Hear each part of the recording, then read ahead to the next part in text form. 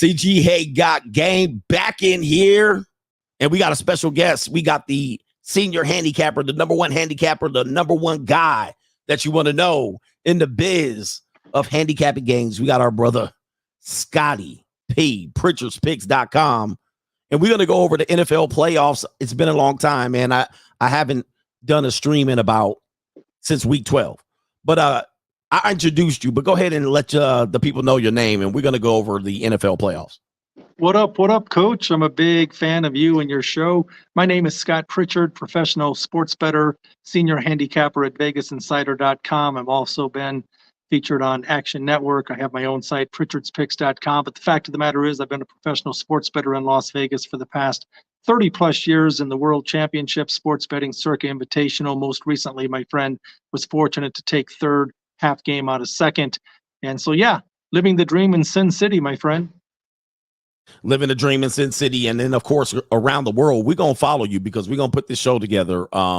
We've been trying to do this for pretty much the entire year, football season, but you get busy and I get busy, but now we're able to do this. I've been wanting to do this for several weeks, but you're going to be around the world, so we're going to be tracing you around the world as you live the vacation, the off season's coming up after Super Bowl. Where are you going to be in the next couple of weeks? Well, that's the beauty of the lifestyle, my friend. Having been a professional sports bettor coach for the past 30-plus years, I can do this remotely. I'm based in Las Vegas for the past 3-plus decades. But the fact is, after football season, college and pro football, it's such a grind. It's almost always lucrative, but it is a grind. Emotionally, it's taxing. And so after the Super Bowl every year, I venture off to Thailand for 2 consecutive months. And Bangkok, Pattaya, Hua Hin, and Phuket. So, yeah, again, the great thing is, hopefully, as long as this show continues to do what we both think it's capable of doing, you'll be checking in with me at 3 a.m, Thailand time. Yeah, hey, Thailand, success never sleeps, neither do I. Hold on, I got to play a little music, man, because you're singing my song right now. We're going to be in Thailand. I'm going to go give me a ling ling or something like that, or something, a little flavor down there. Is that down there? Well, if you can't say, we're going to leave that. We're going to leave that for another time when you get down there. All right. Don't give them too much. All right. So we got football coming up, but I got to ask you something right now. There's this thing going around on the conspiracy theories for betting that is telling us that the Super Bowl is already set. I don't know if you can see your screen, but it says right now, the San Francisco 49ers and the Ravens are a lock because the logo colors are telling us so. The last two Super Bowls, the logo colors match the teams that played in the playoffs. Are we wasting our time? Should I put $1,000 right now on the 49ers and Ravens winning this weekend?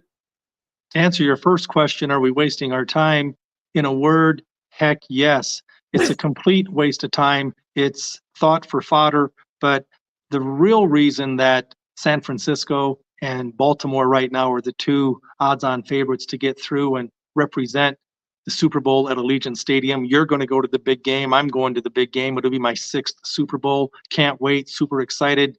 Got us dialed in for tickets yesterday, so this will be a great time. But the fact is, Baltimore, last year, you have every team that makes the playoffs, 14 teams, you have the top seed is the only team that gets a bye. So, Coach, it's not a coincidence that last year, the top 2 seeds, Kansas City and Philly, got through. It has to do with the fact that you can't lose if you don't play. So one team in each conference gets a bye. So Baltimore, San Fran, they had their feet up, kicking back, chilling, relaxing last week when these other teams are going head-to-head, beating the snot out of each other. And so now these two teams come back. They're at home against a weak sister, meaning there's a reason why they're favored by 9.5 to 10 points in each of these games. So for all intent and purpose, my friend, all they have to do is win, hold serve, one game. They're at home. That will catapult them into the Super Bowl. So that is what it has to do with, more than a crazy coincidence, color coordinating. This is not a fashion show. And when it comes to sports betting, it's based on logic, not fluff. But the NFL script writers, you know, the rumors out there, they got the NFL scripts all set to go. Do I just follow? Do I need to find the NFL scripts to place my bets, or what? What do I need to do? If there was validity in that, and I know it's a popular notion, but it's hogwash, and here's the reason why. If it was scripted, the Dallas Cowboys and the New York Jets, Jets would be in the Super Bowl every year. So there's no merit to that point. The Jets haven't done squat since 1969 when Broadway Joe Namath, I was 4, maybe 5 years old at the time, but I remember it well because he guaranteed a victory as they were a 19-point dog. Man, I would have liked to have placed a bet, but I didn't even know what sports betting was at age 4, age 5 back in the Midwest, back 100 years ago. But the Jets and Cowboys would be in the Super Bowl every year. Cowboys have won one playoff game since the early 90s, so they're a complete fraud. Don't confuse America's team. How arrogant of an organization do you have to be? America's team? Don't confuse that with America's most wanted team. Hey. All right. And they open the sky so that God can watch them play. That's not America's team. That's Is that God. what it is? They open the arena so God can see them play. All right. Anyway, look, PritchardSpicks.com. You give out some free picks a couple times a week for people. Let them know where to find it, and then we're going to get into the show. Yeah, what's kind of cool is a lot of the information is free. I'm big on teaching, training, and explaining. I've gone from one of the world's worst sports bettors to one of the world's best, having been fortunate, having won sports handicapping contests here in Las Vegas. The Golden Nugget Contest, the Ultimate Challenge, they give cash back to the top 20, 154 contestants. I had 3 entries. I finished 6th. I finished 10th. That's the good news. The bad news is I was a game and a half out of first with 2 weeks to go, but it's a marathon. It's not a sprint. I had bad timing, my friend. Coach, man, I was right there for the World Championship and the Nugget Contest with 2 weeks to go. I remember you texted me. You said, I'm in second place. And then you finished 3rd, and that was after the last week of the season. That was and the thing is, I never had a bad week, and I've been doing this long enough to know that, again, you'll hear me say it early and often, it's a marathon, it's not a sprint. You never want to be judged. If I go 7-2, doesn't mean I'm the world's best. Conversely, I try not to go 7-2, but it does happen. Don't ask me how I know. So you have to have thick skin, short memory to do what I do on a consistent long-term basis, and the reason I really believe is because no one has made more mistakes than me. Well, mistakes are part of the game. Can't win every bet. If you were winning, the idea is you can learn from your mistakes or you can learn from mine. All right. Let's do some coaching news real quick before we get into the game. Let's see here. I'm going to pop these up on the screen. You can tell me your thoughts. Mike Tomlin looking to return for another season. Doesn't look like Kenny Pickett is going to be the man. What do you think about this? And are you frozen? My man's frozen over there. So Steelers coach, he's checking back in. We'll add him back in as he pops up. He's having some internet problems. Steelers coach Mike Tomlin confirms after saying nothing. All right. And everybody thought he was gone, maybe going to get another job, but it looks like the Pittsburgh Steelers are going to get him back. Kenny Pickett might be looking to get on the bench, sitting on the bench. Mike Tomlin has not had a losing season with the Pittsburgh Steelers. And yeah, man, I'm going to tell you right now, Mike Tomlin is one of the good coaches, but there he is back on. You got it up here. Mike Tomlin returning back to the Steelers for, what is this 20th season? What do you think about this one?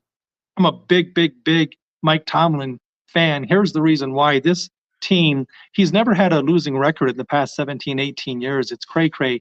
The NFL, as you know, it's about parity on any given Sunday. But to have 17, 18 consecutive winning seasons, it's unheard of.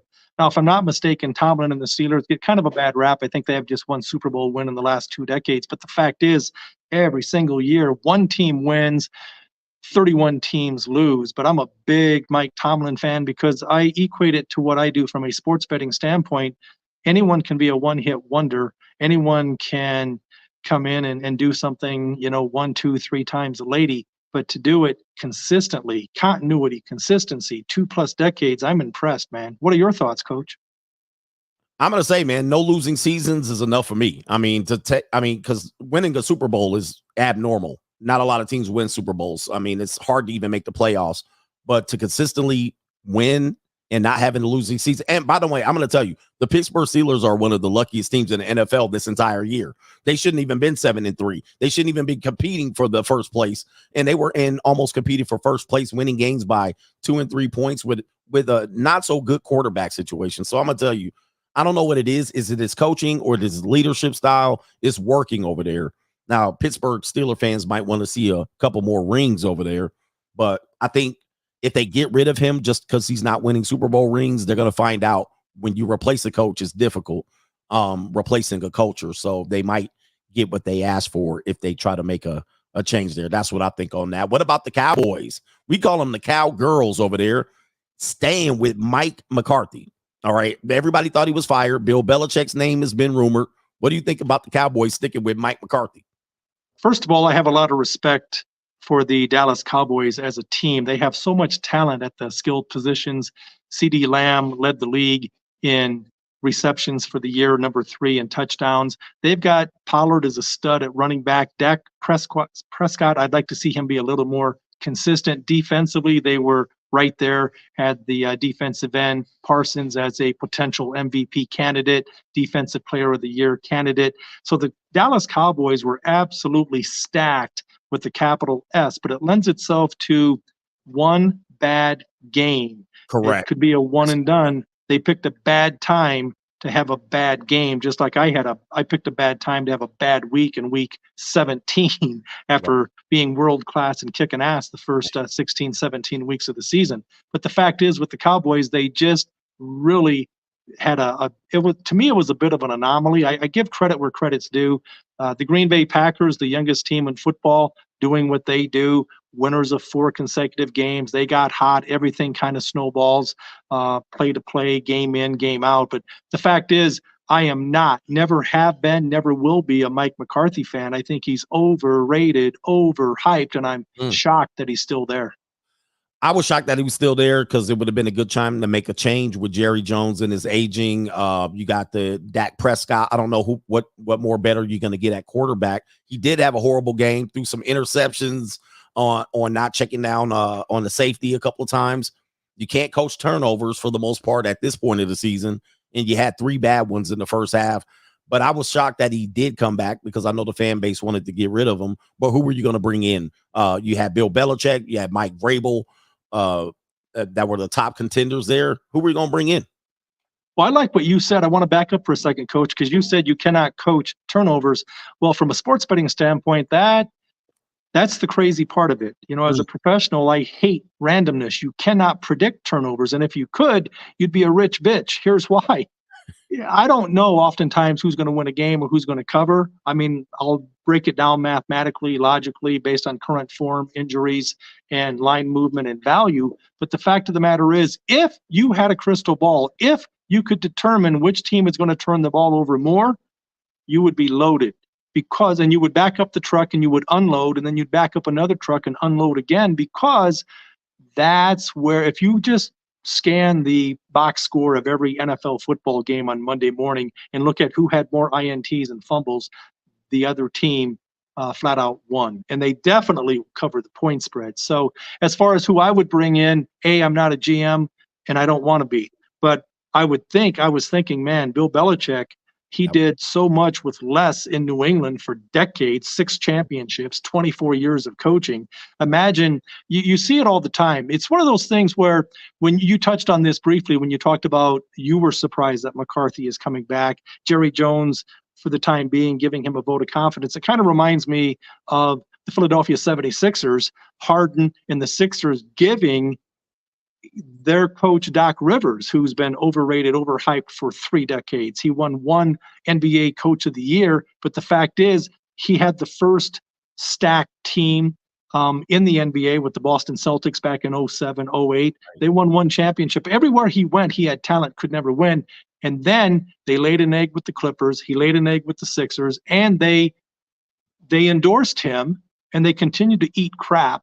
They finally got rid of his lame ass. And now it's the same way with McCarthy. They're giving him, it's like, dude, this guy has underachieved with this talented roster. They stole the division from the 76ers. You're in the driver's seat. You're a 2 seed. So it means you only have to potentially play 1 road game, and that's against San Fran, right? Yeah. And you're going to play Detroit against the overrated Dan Campbell Lions, a team that you already beat, and yet you don't show up at home. That game surprised me. So 27-0, I look at it as, you know, from a guy that coach, I look at offensive rebounds, turnovers, and how many times we sent the other team to the free throw line for basketball. Those are going to be the story. Everything else is in between, and that's how you lose game. But the NFL is going to be turnovers, fumbles, sacks, how many times your quarterback gets laid down. Those are going to be the difference in the game. And Dallas Cowboy managed to pack all of that in 1 half. All right, pack it in. So Mark McCarthy can only do so much. So yeah, the coach did his job. They had it laid out right in front of them. The Eagles had a meltdown to finish in second place in the division. You're at home, unless San Francisco takes a L. You're at home the entire playoffs, and you come out like that. So is that preparation? Is that the coach's fault? Did they just have one bad game? And unfortunately, it's one and done in the NFL, no 7-game series, right? It was a problem. And it is on Coach McCarthy, because I know Jerry Jones said in his defense, he said, hey, it was a team effort. But the fact is, the coach, it starts and stops with the leader, the head coach. So that just tells me, it kind of reinforces my point that the entire team was unprepared. Another thing that drives me crazy with McCarthy, Greg, is the fact that his clock management is absolutely atrocious. I mean, he's been in the league forever, but he coaches clock management wise like a rookie. So again, I have nothing good to say about McCarthy. I'm shocked. You know, it's kind of like the Clippers. They have enough talent to overcome inadequate coaching. The Cowboys, I felt, even though I knew McCarthy was lame, I thought they had enough talent to overcome his inadequacies. But to give him a ringing endorsement and the fact that he's back, I don't understand. All right, man. I'm gonna tell you, yeah, coaching is difficult. So some coaches have certain strengths. I don't think clock management for some coaches, they focus on the X and O's, but of course making decisions in good time, in real time, is hard to do. All right, AP, it says right here, Antonio Pierce is now finalizing a deal with the Raiders. This is the last coaching news that we're going to talk about. Looks like he's going to be the head coach. You know, people are going to say he deserved to be the head coach. I don't know if you can deserve to be a head coach, but Kansas City had those turnovers and they cost them the game. So you win at Kansas City. You beat the Chargers, beat the pants off the Chargers. You beat the Jets and the Giants, and that was about it. I think they beat the Broncos at the end of the year. But everybody else, everything in between, I think he was 4-5 or 5-4. Do you think he deserves to be the head coach of the Raiders? Well, this is a great question, man. I'm telling you. Are you kidding me? This guy has zero, less than zero coaching experience. So I like that he got a bump with the players. The fact that they responded, everyone was down on Josh McDaniels. But the fact is, Josh McDaniels, outside of being a head coach, has won Super Bowls. Okay, so this guy is proven.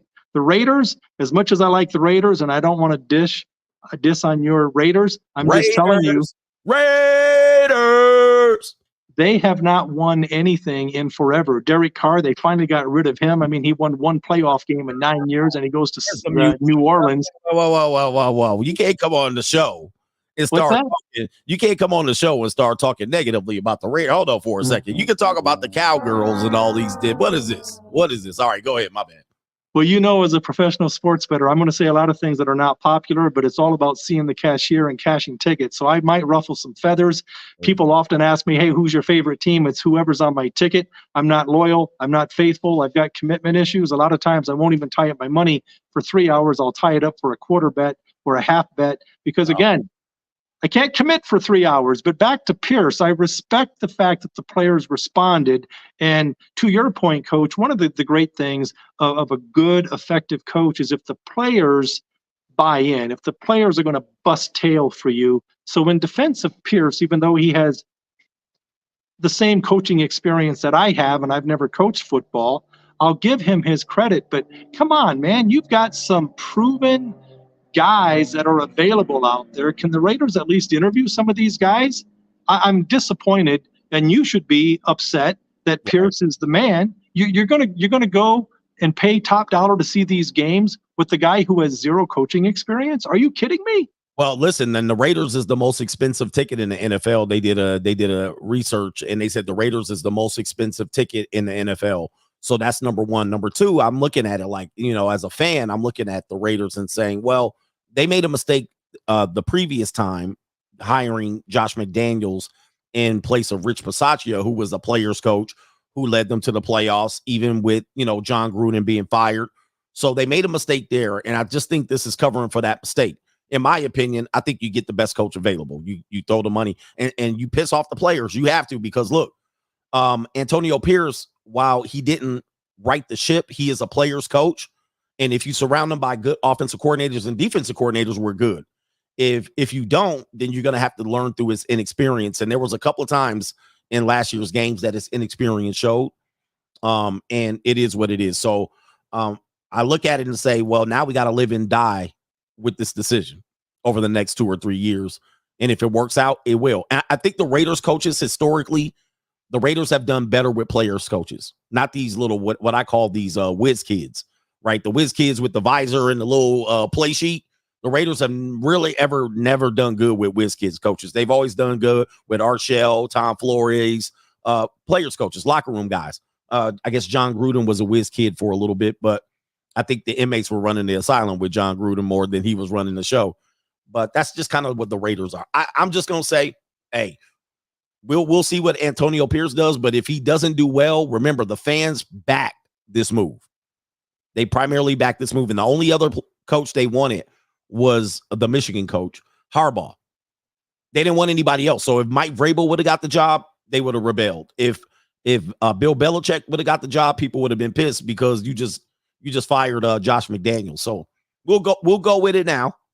We'll see what it is. I'm gonna have to spend some money this year going to games.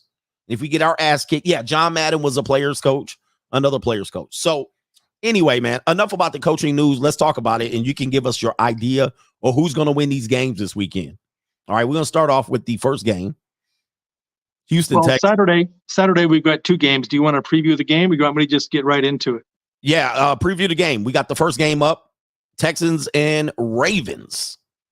Well, again, you've got the number 1 seeded Baltimore Ravens. I love and respect both of these teams. I'm a big C.J. Stroud fan, the outstanding rookie quarterback from Ohio State University, And I didn't think, as the number 2 overall pick, that he would be half as good as he has been this year. But after 4 consecutive games to start the season, it's like, man, sign me up. This guy is a proven winner. The players rally around him. The guy's a flat-out stud. He's a proven winner. I'm a big fan of C.J. Stroud. And the fact is, they have a pretty decent defense, especially against the run, which is interesting, Coach, because the Ravens, their strength, no one in all of football runs the football better than the Baltimore Ravens. The fact that the Ravens are at home, the fact that the Ravens have had 2 weeks off, actually 3 weeks, because they played their cheerleaders in the last game of the regular season, and because, again, they had already solidified the division. But again, you're competing against the Bengals. I get them mixed up. But the Browns were a pleasant surprise in that division with the overall number 1 defense. Quarterback Flacco came back from the dead to make an appearance, 16, 17 years. But the class of the division was then back in September when I bet them at 11-1 to win the conference. I'm looking good. I'm feeling good. But I've been here before. A 3 years ago, the Ravens were a top seed, 14-2 record. I'm a huge Lamar Jackson fan. He laid a goose egg. He was terrible in the championship game. But I don't think lightning is going to strike twice. I think the Ravens learned from adversity. Hopefully they learned from their previous mistakes being a number 1 seed. They're rested. They're hungry. I'm hopeful that stud tight end Mark Andrews is going to play. I like their defense. So many ways that this team can beat you. I like the Ravens. I respect the Texans, but I like the Ravens to win. The question is, by how many? That's the question. Do you have any? What is the spread? Is it 9? The line was anywhere from 10 to 9.5 to 9. Right now, as I checked, it's at 9.5. The total is 43.5. So the move on this game, if I were to play anything on this game, I would be under 44. 44 is a key number. Keep in mind, when it's betting sports, we know that betting football on sides, that 18% of all pro football games are decided by 3. 3 is a key number. Big difference between 2.5, 3, 3.5. So if 18% of all football games are decided by 3, most of us know this. But then what? 7 is a key number, followed by 4, 6, and 10 in that order. 3, 7, 4, 6, 10. I say this because I'm talking total. So what does this have to do with anything? It has everything to do with it, because when betting totals, 37 is a key number, because there are 10 ways to get to 37, starting at 37 to zip and ending at 20 to 17.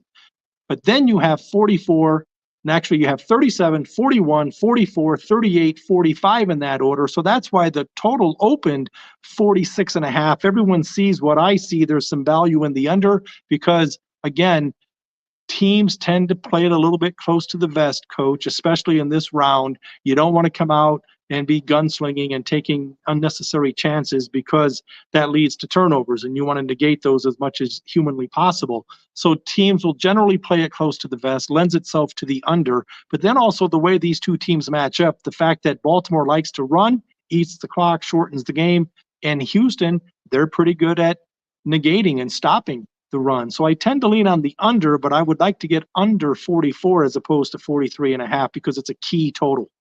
Okay, good, man. But this is insight that nobody has. You're giving insight that nobody has. Hey, man, don't give it away too much.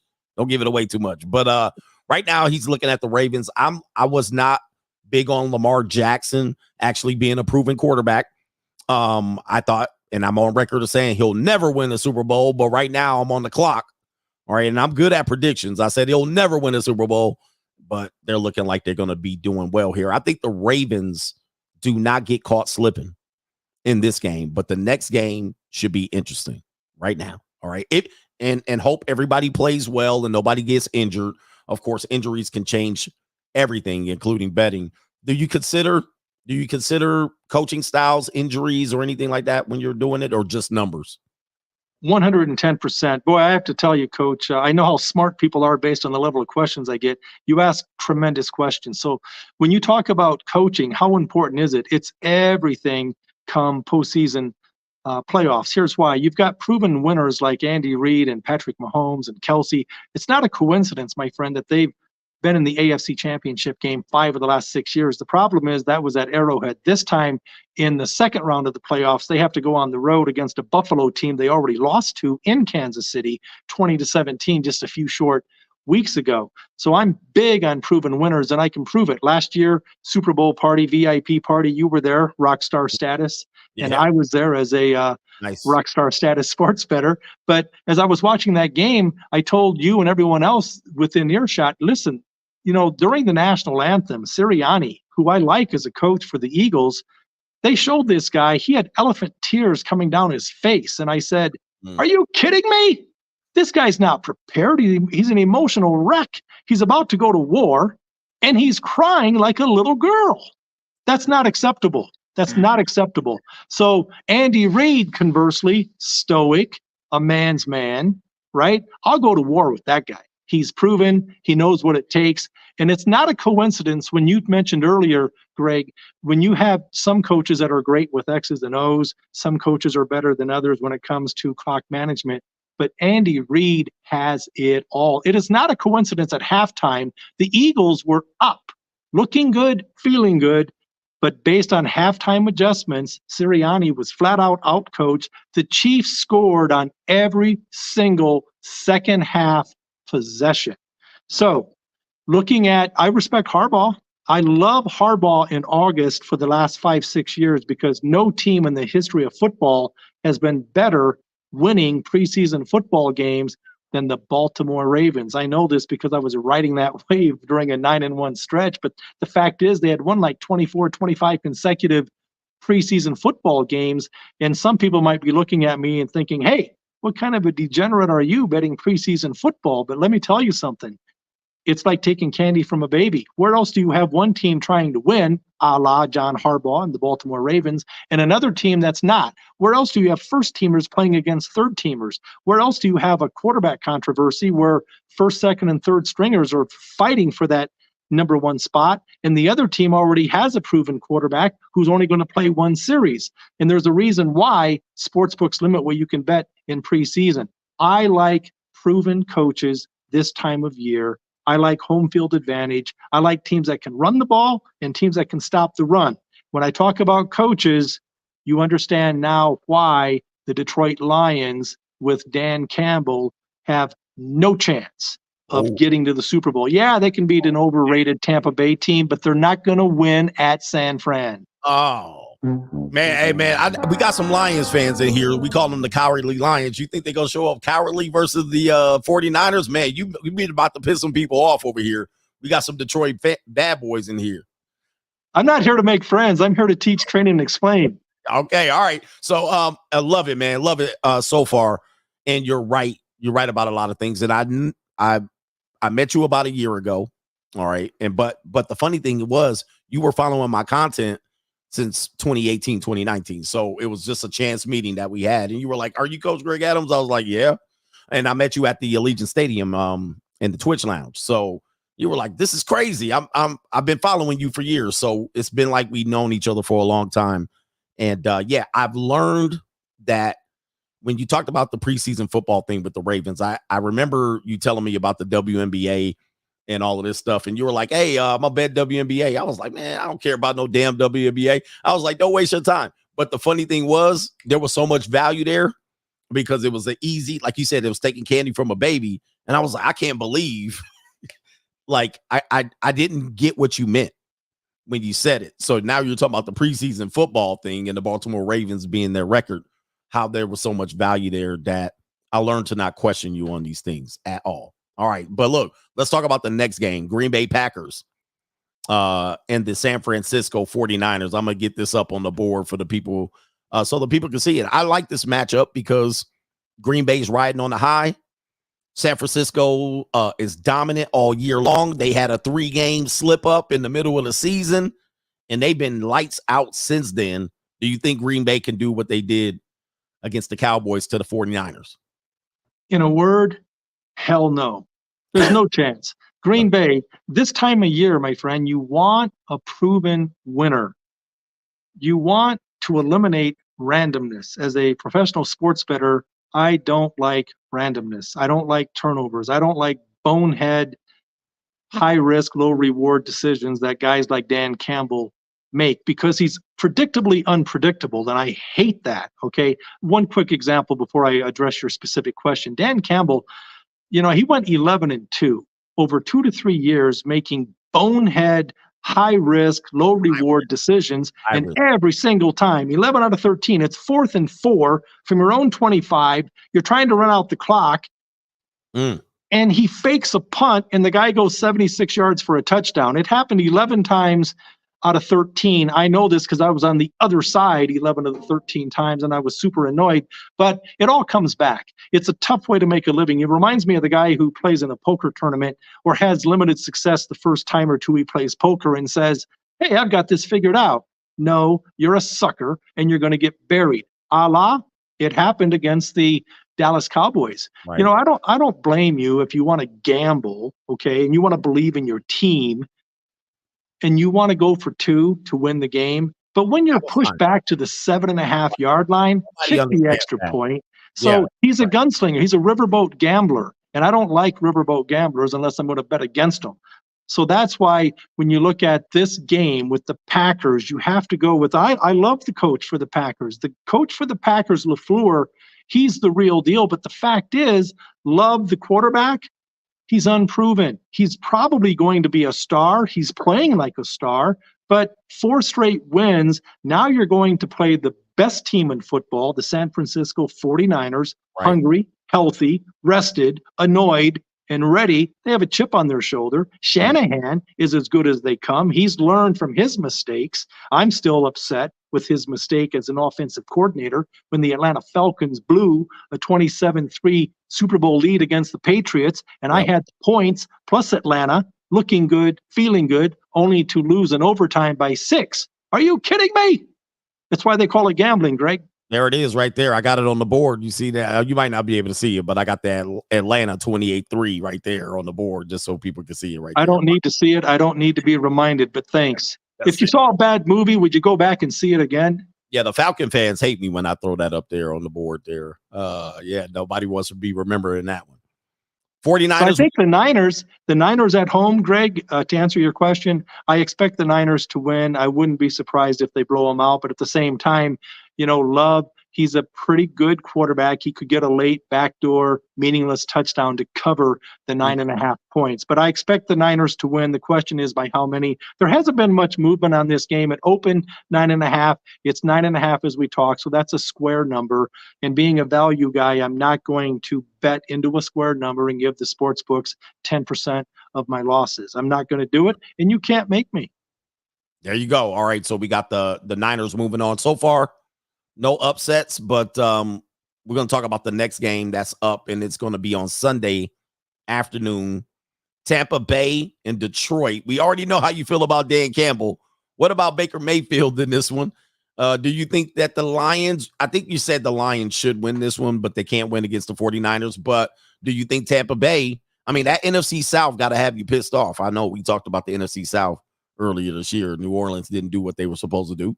Tampa Bay's showing that they're good. They shouldn't even won last week, but they're here. Do you think they can beat Detroit? Well, any given Sunday, anything's possible. But if Baker Mayfield is your quarterback, you are gambling. And when you talk about a potential upset, the only thing with the Tampa Bay Buccaneers and Baker Mayfield gives me an upset stomach whenever I watch him play. He's erratic, he's inconsistent, he's inaccurate, but he plays like a Hall of Famer every now and again. I just don't know what I'm going to get. To me, this is a game I'm running from. Okay, I don't know what bonehead decision at any time during the course of the game that Dan Campbell's going to do. I mean, that's the thing. They faked a punt against the Dallas Cowboys. It's like McCarthy. Are you kidding me? This is what Campbell does. And they were so shocked and so surprised that Campbell faked a punt. That's what he does. So just protect yourself, play it straight up. Don't take any gambles. Don't take any risks. But Tampa Bay, I like the fact that you cannot run against Tampa Bay. That's the good news. The bad news is you can pass until the cows come home. I do like I like the coach Bowles. I think he's reasonable. Todd, they were talking about firing him when they were 4-7, but they came on like a house on fire. And in full transparency, I've always said, Greg, that you cannot win if you're afraid to lose. I have conviction. I've been doing this for 30 plus years at the highest level. You cannot win if you're afraid to lose. And I'm not afraid to lose. I'm not afraid to be wrong. I tend to be right a few more times than I'm wrong. But to your point, when you had to bring up the Saints, I bet the Saints before the season 25-1 to win the conference. But I have to say, I bet the Eagles the year before at 20-1, didn't have a copper penny on them to win the Super Bowl because I like Kansas City, but I had them to win the conference at 20-1, and I cashed big. But the Saints this year, well, I had the Ravens at 11-1 and 15-1 to win the conference, so all is good there. But the Saints, I knew I didn't have a quarterback in Derek Carr. I knew I didn't have a coach in Dennis Allen. And I knew I didn't have a kicker, a rookie. They got rid of Lutz for some reason. He went to Denver, and he's one of the best kickers in all of football. But the fact is, as bad as the Saints underachieved with a cupcake schedule, they still, had they not blown a 17-0 lead against the against the Green Bay Packers in the fourth quarter and losing 18-17 as they missed a game-winning field goal, they still would have won the division. But again, we're not going to rehash that. I'm going to address your question when you talk about the Tampa Bay Buccaneers. The fact is, Baker Mayfield, I can't bet this guy. I realize that points mean more than opinions. If you're going to give me 7, if I can find a 7 or steal a 7, being a value guy, I'll take Tampa Bay plus the 7. But at 6.5, I think that's about the right number. I would never bet on the Lions against anybody. In fact, I can't wait for them to play the Niners because the Niners are going to hand their tails to them, and that'll be fun to see. Cowardly Lions getting the Lions tail back line. Okay, man. Okay. All right. I see where you're going on this one. So really no upsets yet, but the NFL is an upset league. So that's going to take us to the last game, which is going to be the Buffalo Bills and the Kansas City Chiefs, which I think this is going to be a great game because the last couple of years they've been in the divisional playoffs. We had an AFC championship with them. We had some good regular season games. I think the Bills are primed, set up to beat the Chiefs. The Chiefs are sliding, but we're going to hear what the professional has to say on this one. I got Buffalo, but I don't trust Buffalo. That Josh Allen can do anything. He can fumble. He can throw an interception. He can run 50 yards and fumble the ball. Kansas City, I had them going to the Super Bowl at the beginning of the year with the 49ers. I'm still on track, but I think Buffalo looks good here. Tell us, Scotty P. Are you kidding me? Well, you mentioned, Greg, that you like Buffalo, and I think that's because you're smart, you're sharp. And there's a reason why you like Buffalo. It's because they're the hottest team in football right now. They've won 7 of 8 contests, and they've beaten 6 playoff teams. Are you kidding me? And they're at home. And they're at home. Yes. And they already beat this team in Kansas City on the road, and there's no love lost between these two teams. But you just had a throwaway comment that I have to address because it's super, super advanced. You like the Bills. You want to believe in the Bills. Mhm. They've been owned by Kansas City. It's payback.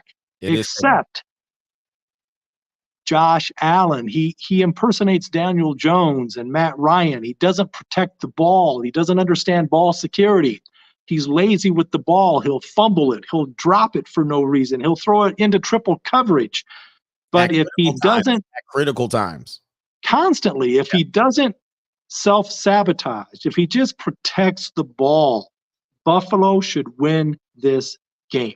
if he just protects the ball. So that's a big if, because you know what I mean? Like, he'll scramble. He's going to make a big play, throw in the coverage, just trying to make a big play. And you said earlier that these teams get conservative down this time of the year, but Josh Allen does not. He continues to play with reckless abandon. So he could throw, even though the coach wants to be conservative, he's going to try to make a play out of nothing. And then now you have a loss. And at this point, I've learned, and it's so annoying, he carries that ball like a loaf of bread. Yes, he Tuck does. it under your arm, okay? The idea here is so at this point, if someone shows you, we know in relationships, don't ask me how I know. Right. If someone shows you who they are, believe them. So I've been burnt by him with brain dead turnovers so many times. But that's why, to your point, it is a big if. If he plays within himself, if he doesn't take high risk gambles, I like the Bills to win this game. Okay. All right. Any chance the Taylor Swift effect? I know you don't pay attention to this. You're paying attention to the numbers. But we got too much for the NFL to lose, man. The script writers, they want Taylor Swift in the Super Bowl. Right? You don't think this is gonna have a play in it? They want Travis Kelce, Taylor Swift. They want they want San Francisco. You don't think this is gonna play into it? The NFL script writers getting Taylor Swift into the game? No chance. Jimmy crack corn, and I don't care about Taylor Swift singing and doing the wave in the skybox. Don't care. Don't care. Swag. You don't think the surf swag is gonna be there in Buffalo? It will be, but it will have less than nothing to do with what happens on the field. So again, that's all entertainment. It's all fun. But to my original point, I'll just keep repeating it because I know it's popular to the masses to think that the games are scripted, to think that the games are fixed. But the fact is, if they were, the Dallas Cowboys, the New York Jets would be in the Super Bowl every year, and the Los Angeles Lakers, who aren't even the best team in LA, they would win the NBA championship every year. And I won't even get talking about the New York Knickerbockers, who haven't done anything since 1970 with Willis Reed, who had a whopping 4 points in that game. People don't tell you that. You're going to hear things here, my friend, that you won't hear on ESPN. And we're going to be better than ESPN. This combination right here is going to be better than ESPN. They just sell you the script. By the way, I said this week to my audience that the New York Knicks are the most overrated sports franchise in sports in America. They haven't done anything. They're highly valued. What is the reason the Knicks? And we'll talk some NBA here. What are the reason the Knicks? Why do people keep talking about them? Because they're in New York? One reason what's wrong with them is leadership. First of all, I lost all respect when they did wrong Charles Oakley. Are you kidding me? An icon. The lunch pail guy. He brought the energy and effort each and every night, and then he's had a few cocktails. Come on, we're all grown men. We might want to let loose every now and again. And if you can't go to a sporting event and let loose a little bit, what is the point? So it starts at the top. It's leadership, but it's hard. I mean, you'd have to ask the Detroit Lions. It's hard for an organization. The Detroit Lions have not done anything since 1956. That's a mighty long time. Yep. The New York Knicks have not done anything since 1970. I actually thought they might do something with John Starks and Charles Oakley and Patrick Ewing when they were going against the Last Dance Bulls back in the day. But again, Michael owned them. And they had problem with the Spurs in a strike shortened season, and I think they got to the finals twice. They had the Spurs, and I think they got to the finals another time in laid an egg. But their coaching problems, the owner, or what do you call him, the CEO, he's kind of erratic for the most part. They had the Isaiah Thomas debacle there for a long time, and I just don't see the Knicks really being a threat in the NBA. But I got to ask you this. You haven't been a fan of Tyrone Lue or Ty Lue with the Clippers. Tell us about Ty Lue, but tell us also, are the Clippers for real right now? People are saying that they're going to challenge not only for the Western Conference Final, but they're going to potentially be in there in the NBA Finals. How did the Clippers turn around? I respect any undersized player who goes on to play NBA basketball. And I know that Ty Lue is a media darling, and I understand that he's a player's coach. And I respectfully disagree with your assessment. You seem to like players' coaches. I don't like players' coaches. I want guys that I like the Vince Lombardis. I like the Chuck Knowles. I like the Bill Parcells. I like the Mike Tomlins. Okay. I like these guys that just are stoic and they bring it. But when you look at Ty Lue, he's been extremely fortunate, a poor man's version of Doc Rivers, in my opinion, because he's been blessed, super blessed. He rode LeBron James' coattails and never won anything with Cleveland outside of a fluke championship. They were down 3-1 to the Golden State Warriors when Draymond Green kicked LeBron James in the groin, was suspended. And I'm thinking, knowing Draymond, that it was probably worth it.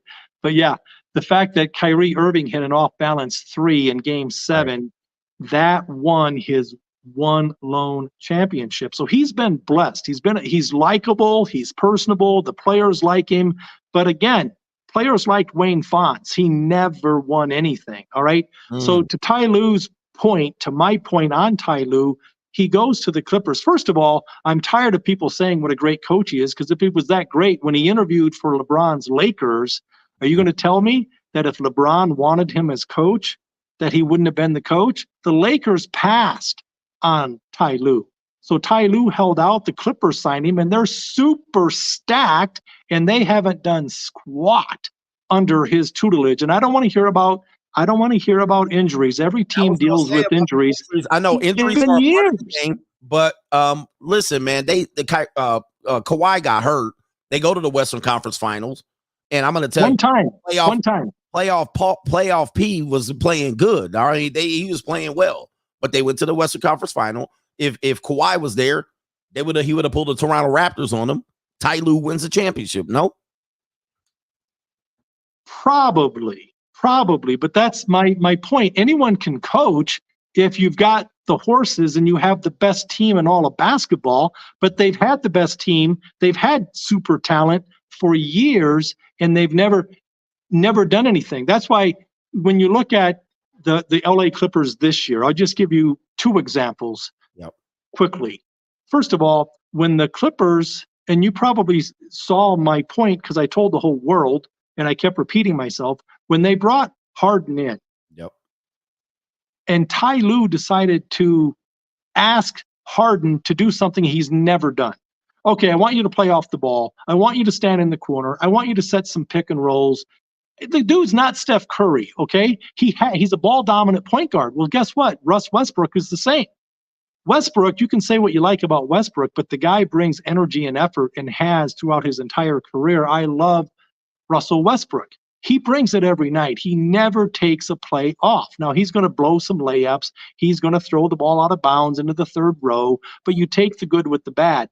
But when I saw that the Clippers and Ty Lue was behind this, he said, okay, Russ, you're going to be our starting point guard, and Harden, you go stand in the corner. I told the entire world, documented on countless social media sites, bet against the Clippers, TFN, till further notice. They went 0-6. Then they finally put Westbrook with the second unit to come off the bench, which is smart, super smart. And they proceeded to go on a super winning streak. They're 17-2 in their last 19 games when Kawhi plays. And that's when I said weeks ago, bet on the Clippers, TFN. And to your question, to your point, I want you to watch and learn. This team is for real. This team is loaded. They have not 1, not 2, but 3 studs at the center position, starters. They're deep. They have Zubats, who's now out for a month, unfortunately, but you've got Plumlee and you've got Tice. These guys are proven, and you've got 4 Hall of Famers on this team. So anyone could coach this team, and get to. And first of all, you talk about the Western Conference Finals, Coach. This team wasn't built for the Western Conference Finals. They were built and put together and bought for a championship. No one cares about the Western Conference Finals. Get to the championship and then we can talk. And this is their year. Right now, the Denver Nuggets are proven. They won it last year, but we've taken 2 out of 3 against Denver. We'll play them again. I'm not even convinced Denver will win their division. They got to outplay OKC. They have to outplay Minnesota, and they have to outplay Utah, which shouldn't be a problem. But you can stop the music, but you cannot stop the Jazz, baby. And you cannot stop the Jazz. And Denver was the sleeper last year. They hadn't won. They were the sleeper. They were kind of the fan favorite. Now everybody's giving them their best game. And you're saying the Clippers could win their first championship. They're going to open up their arena next year.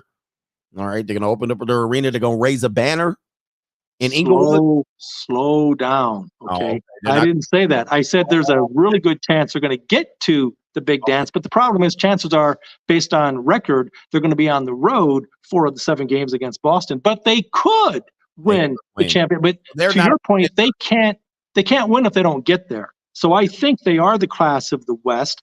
Minnesota, number 1 defensively, but unproven.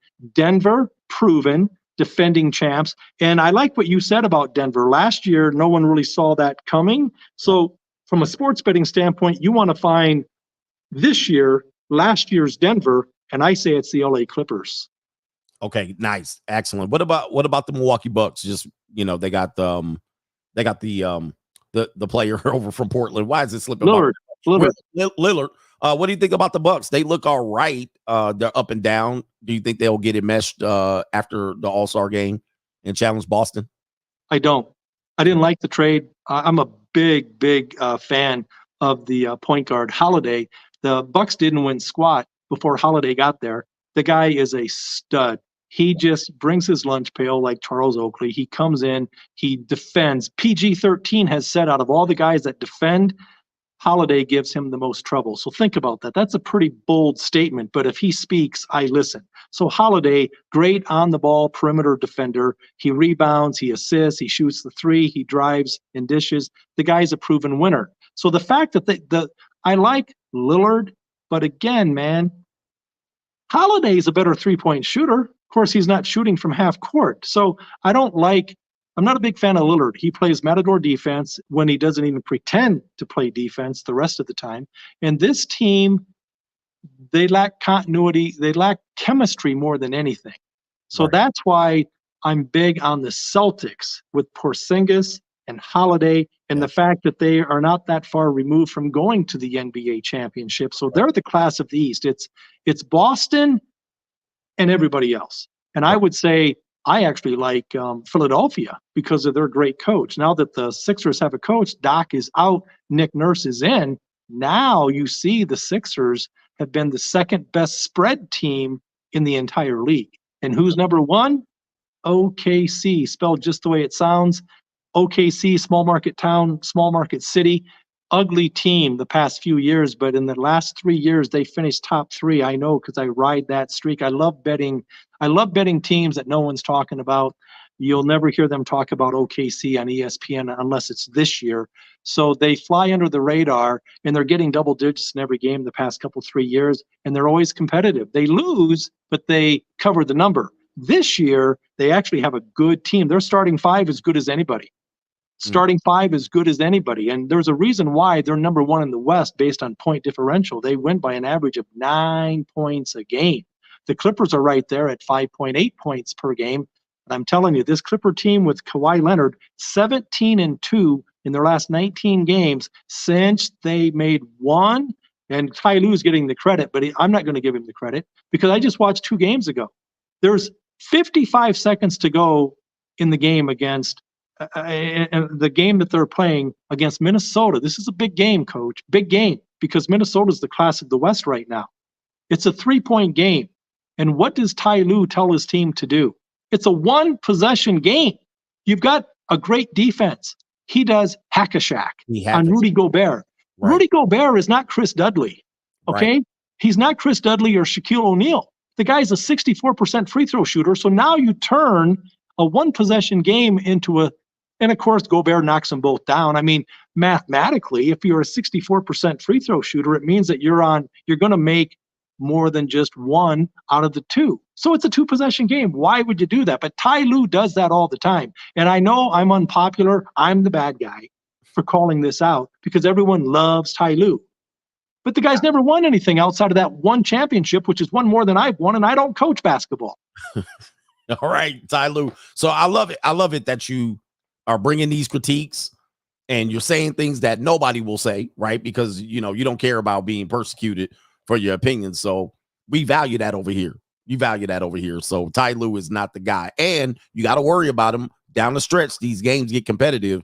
So if they're competing for playoff spots and he can't make adjustments, he's making bad decisions in real time, which that's not the only example. I've seen Ty Lue and other games do the exact same thing in terms of making plays or calling play. Actually, I've seen him also, and this is common in coaching, but not as common, in a critical game position where he had an assistant coach in the huddle drawing up a play. Right now, listen, that happens from time to time, but not near the playoffs, not near the end of the season. These need to be plays that you have that you can recall.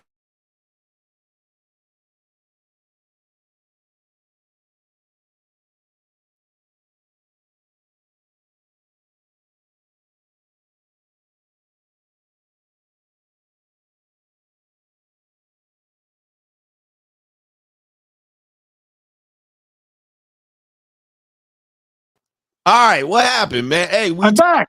I'm back. Hey, we talking about Ty Lue. They didn't like it. Boy, some people are so sensitive. You said you're going to say the unpopular thing. Look at them. They didn't like that over here on ESPN. They took us off the air. They at least I don't mind. Just show me the money. Just see the cashier, man. Just cash tickets. That's all we care about. All right, so tell them where to find you, Scotty P, going forward here. We're going to try to do this 2 times a week. With the seasons coming up, NFL ending, Super Bowl, NBA Finals, we got the NCAA basketball and all of that in between. Tell them how to find you.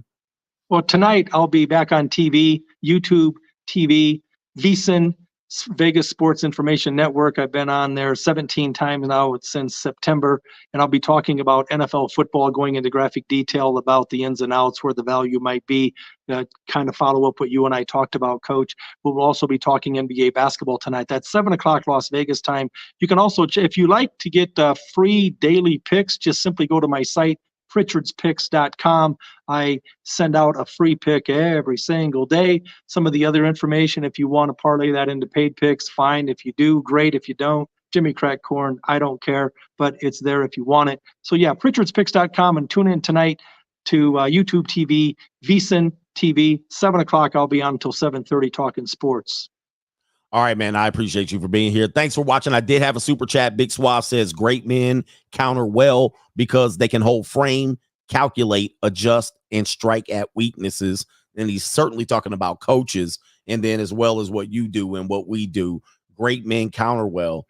Coaching, that's what it's about, adjustments. And you were talking about Andy Reid countering against the Eagles in the Super Bowl. So I think that's when he came in there, all right, and made that comment. So that was a super chat for us. Appreciate everybody.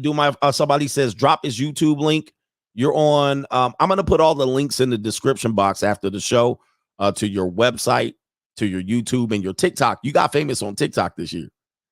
Scott Pritchard Wins on TikTok. You can check that out. But one thing I want to say, Coach, I get solicited every now and again to teach, train, and explain when it comes to sports betting. And I almost always say, no, you are the exception because I believe in you and what you do. And like me, right, wrong, or indifferent, you have the conviction. And I love you for it. Keep up the good work, my man. All right, you too, man. And people love you here, man, because you're providing value and great insight that nobody else can find anywhere else. Nobody else is like Scotty P. Shout out to y'all, man. We're going to be back next on Monday. We should do a review show on Monday. Appreciate y'all. And we're out of here. Peace.